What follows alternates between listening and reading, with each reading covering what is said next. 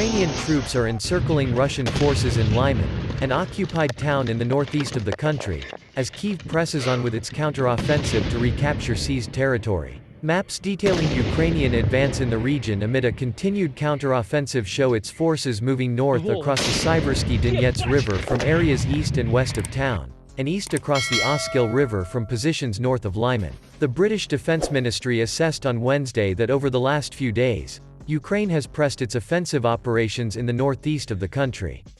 Its units advanced on at least two axes east from the line of the Oskil and Siversky-Donets rivers, where forces had consolidated following their previous advance earlier in the month. Mike Martin, a fellow at the Department of War Studies at King's College in London, said on Twitter that Ukrainian forces may eventually trap Russian forces in Lyman, drive flanks north and east of Lyman, causing the Russians to reinforce this critical railroad junction, he tweeted.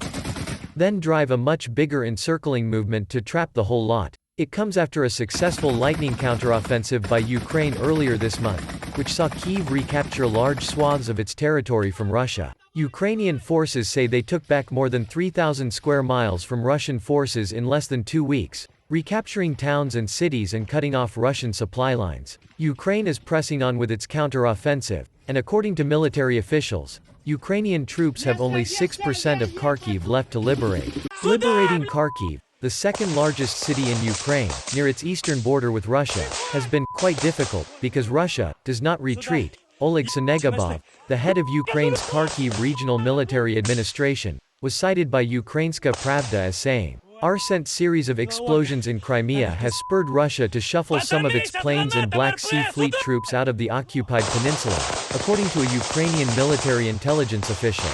Vadym Skibitsky, a representative for the Main Directorate of Intelligence of the Ministry of Defense of Ukraine, told Krym.Realii in a report published Wednesday that the redeployed Black Sea Fleet personnel were sent to the Russian port city of Novorossiysk.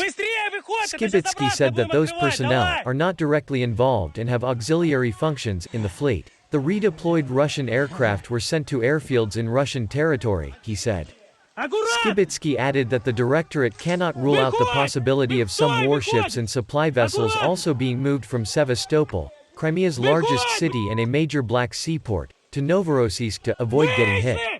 Ukraine's defense ministry has previously said that Russian planes and helicopters were being moved either deep into Crimea or into Russian territory in the wake of the explosions. A series of explosions rocked a Russian airbase in Crimea last month, with Russia's defense ministry attributing the blasts to detonated aviation ammunition. An anonymous Western official cited in a Reuters report said that the explosions knocked out more than half of Russia's naval aviation combat jets from its Black Sea Fleet.